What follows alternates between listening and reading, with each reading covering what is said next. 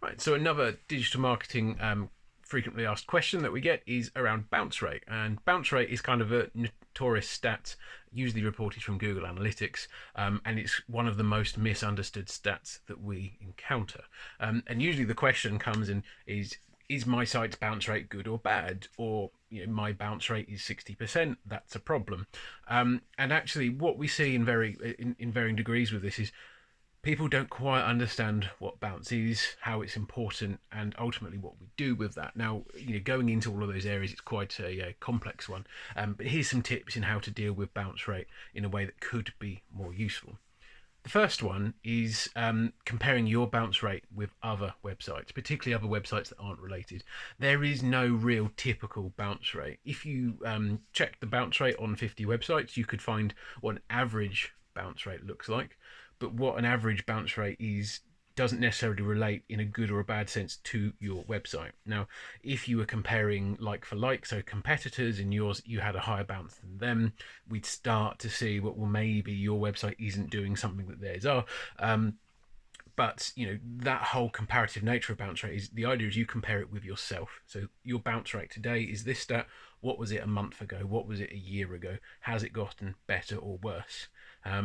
Or sort of greater or lesser, because bounce rate isn't necessarily a bad thing, and that's the second point. Is bounce rate assumes that someone has landed on a website and done nothing else and then left, and that doesn't always have to be a bad thing, because the way that Google tracks it, someone lands on the web page, a tracking signal is sent to Google Analytics.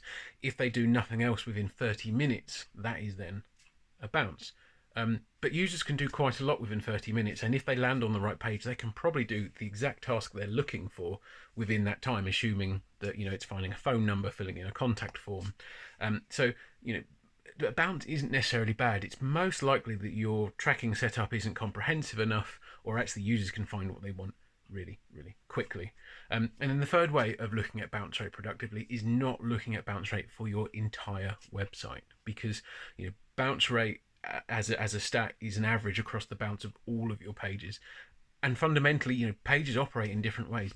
Blogs that receive blog traffic from social media or organic, for example, they tend to be more bouncy, because people come to read the article and then leave. So actually, a bounce rate on those isn't necessarily a sign that something has gone wrong.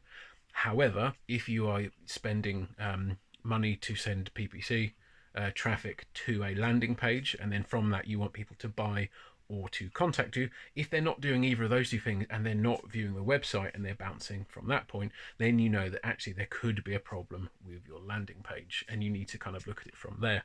So the key sort of way of looking at bounce rate productively is that it's not good or bad. It should only really be used to compare it against yourself, and are you getting better or worse from how you judge your own means, and then actually make sure that you're using bounce rate for the pages where it matters, where you can actually get the information that you need.